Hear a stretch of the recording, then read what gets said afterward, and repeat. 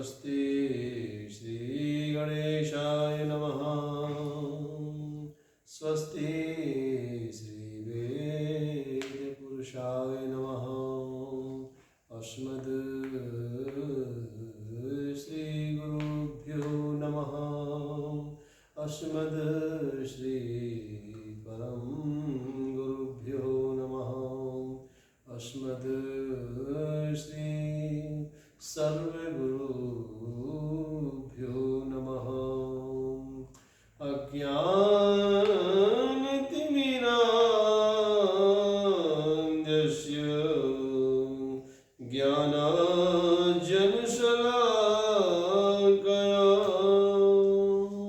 चक्षुरोन्मीलितं येन तस्मै श्रीगुरुवे नमः। वागर्थाप्रतिसम्प्रत्यौ वागर्थाप्रतिपत्तये जगतः पितरौ वन्दे पार्वती परमेश्वरौ।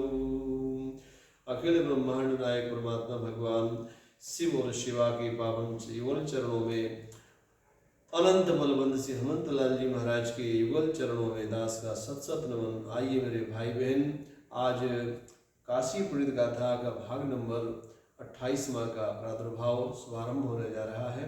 इसमें हम प्रवेश करें। बहुत ही सुंदर परिचर्चा।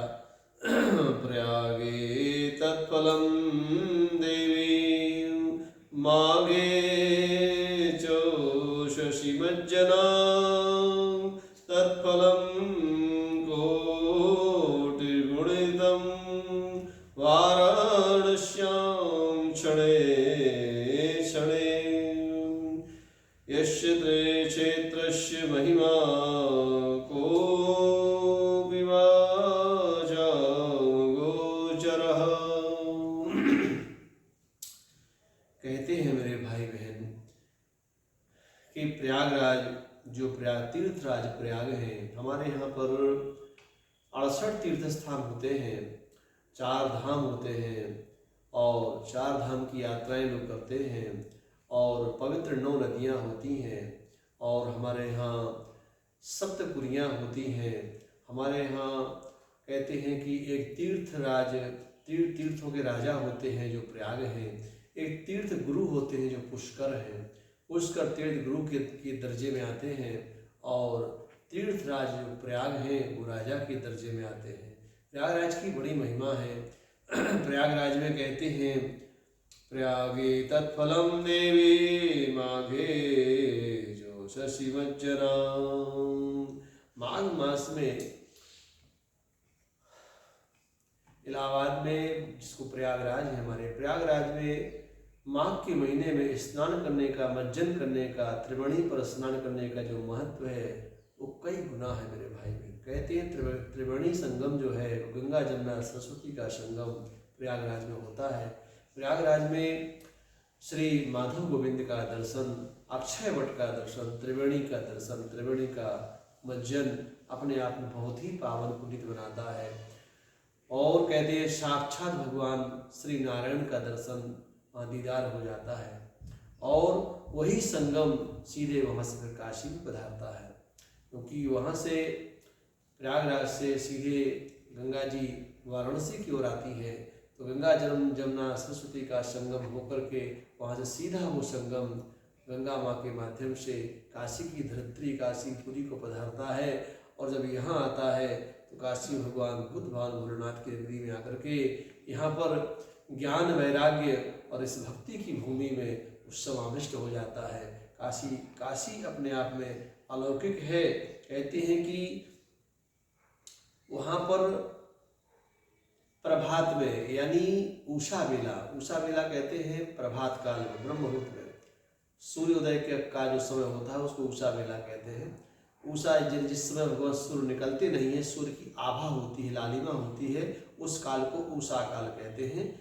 उस उषा काल में जो संगम में डुबकी लगाता है, स्नान करता है, उसके मैं समझता हूँ कि बहुत बड़ा उसको पुण्य मिलता है। लेकिन कहते हैं कि वही इंसान यदि काशी में किसी भी क्षण यदि वो स्नान करता है तो उसको जो प्रयागराज में पुण्य प्राप्त होता है वो काशी पुण्य मिल जाता है। कि वहाँ का तो निश्चित समय है उषा का, लेकिन वाराणसी में किसी भी काल में कभी भी किसी भी क्षण में आप स्नान करें तो आपको वह पुण्य का फल प्राप्त हो जाता है। धन्य है, हम लोग बड़े भाग्यशाली हैं, इस प्रकार से पवित्र नगरी काशी में प्रवास करते हैं। काशी की बहुत महिमा है अपने आप में। कहते हैं मुक्ति जन्म ही जान, ज्ञान खानी अगहानी कर, जहाँ बस समूह भवानी शो काशी से ये कसना, जरत सकल सुर वृंद विषम गरल जही पान किए, तही न भजस्सी मसी मति मंद को कृपालु शंकर। सरस भगवान शंकर से कृपालु कौन देवता होगा, जिन्होंने देवताओं के कल्याण के लिए, समग्र दुनिया के कल्याण के लिए हलाहल जहर को भी अपने कंठ में धारण कर लिया। नीलकंठ भगवान कहलाए। उन नीलकंठ भगवान की जय। जगत के लिए जिन्होंने इतना बड़ा उपहार, इतना बड़ा त्याग, इतना बड़ा परमार्थ किया, ऐसे भगवान भोलेनाथ को हम सिर झुका करके प्रणाम करते हैं।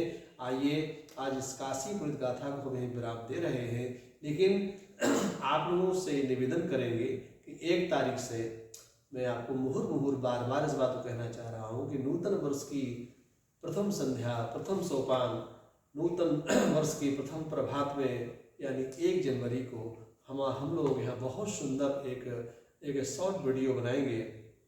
जो छोटा वीडियो होगा, थोड़े समय का होगा, लेकिन उसमें मंत्रों का प्रयोग किया जाएगा। मंत्र चिकित्सा के माध्यम से समस्त रोगों का निदान। कहते हैं मंत्र तंत्र यंत्र विज्ञान के अंदर, उसका शीर्षक है मंत्र तंत्र यंत्र विज्ञान, और उसके अंतर्गत है मंत्र चिकित्सा। ये बहुत ही प्यारी चीज़ है, इसको हम सभी लोग देखेंगे ध्यान से और इसको सब्सक्राइब करेंगे, इसको लाइक करेंगे। इससे अपने जीवन को निश्चित रूप से प्रकाशित करने का प्रयत्न करेंगे। कहते हैं कि मंत्र तंत्र यंत्र विज्ञान ये क्या है? मंत्र अपने आप में, जैसे आप निवेदन कर रहा हूं मैं आपसे कि मंत्र किसे कहते हैं। मंत्र कहते हैं उस ऊर्जा के लिए। मंत्र कहते हैं उस ऊर्जा के लिए जो परमपिता परमात्मा की दिव्य ऊर्जा है, उस ऊर्जा का नाम मंत्र है। यानी वो ज्योति है, वो इलेक्ट्रिक है, वो लाइट है। जैसे लाइट है, लाइट कहते हैं कि पंखा, घर में पंखा लगा हो, बल्ब लगा हो, यदि वो पंखा आपका नहीं चल रहा है तो पंखा को यदि आप स्विच से ऑन करते हैं या बल्ब को आप स्विच ऑन करते हैं तो बल्ब नहीं जलता है, तो आपको लगता है कि लाइट नहीं है। लाइट यदि है, लाइट क्या है? लाइट है मंत्र। लाइट है मंत्र। और तंत्र क्या है? तंत्र है मंत्र। तंत्र मैंने बोला ना, तो मंत्र है आपका क्या? मंत्र है आपकी लाइट, इलेक्ट्रिक। मंत्र लाइट है यानी ऊर्जा है। ऊर्जा का नाम, शक्ति का नाम मंत्र है। और इसके साथ साथ जो तंत्र है, तंत्र कहते हैं कि उस स्विच से और पंखा तक के जो तारतम्य है, जो पंखा तक का जो कनेक्शन होता है, उसको तंत्र कहते हैं। जो दोनों ध्रुवों को मिलाता है वो तंत्र कहलाता है। इस तरफ से उस तरफ को मिला दे वो तंत्र है। और यंत्र कहते हैं उस पंखे के लिए, यानी इलेक्ट्रिक रूपी, जब इलेक्ट्रिक रूपी मंत्र तंत्र के माध्यम से यंत्र में जुड़ेगा तो पंखा आपका चलना चालू हो जाएगा। उसी प्रकार से मंत्र तंत्र यंत्र विज्ञान है। आइए, मंत्रों की बड़ी ऊर्जा है, मंत्रों में बहुत शक्ति है, और इस मंत्रों की शक्ति को एक एक मंत्र का सूत्रपात में करूंगा क्रमशः। उन मंत्रों को आप लोग स्वीकार करिएगा। यद्यपि किसी अनुष्ठान का एक विधान होता है, कोई मंत्र और बताया जाए अनुष्ठान के रूप में, तो मंत्र के पहले ध्यान करना चाहिए। पहले आप अपना प्राण, सबसे पहले आप अपना पवित्रीकरण करें, आचमन करें। आचमन के बाद ध्यान करें। ध्यान के साथ साथ आप जो है सबसे पहले ध्यान के बाद विनियोग करेंगे, संकल्प करेंगे। संकल्प के साथ साथ और फिर आप मंत्र का शुभारंभ करेंगे। तो इस प्रकार से मंत्र अनुष्ठान के रूप में हम लोग लेते हैं, वो हम फलीभूत भी होते हैं। तो इतना क्रम लंबा तो नहीं बताया जाएगा, क्योंकि इतना आप लोग कर पाए ना कर पाए ये संभव नहीं है। तो उसको हम बहुत शॉर्ट में, छोटे रूप में खाली मंत्र ही बताएंगे। और मंत्र आप करेंगे, निसंदेह मानिएगा उस मंत्र से आप लाभान्वित होइएगा। जिस उद्देश्य से, जिस कामना से वो मंत्र करेंगे, वो कामना आपकी अवश्य सफल होगी। तो 1 तारीख को हम लोग मिलेंगे। तब तक लिए जय श्री कृष्ण। सर्वे भवन्तु सुखिनः, सर्वे सन्तु निरामयः, सर्वे भद्राणि पश्यन्तु, मा कश्चित् दुःखभाग् भवेत्। ओम शांति, ओम शांति, ओम शांति।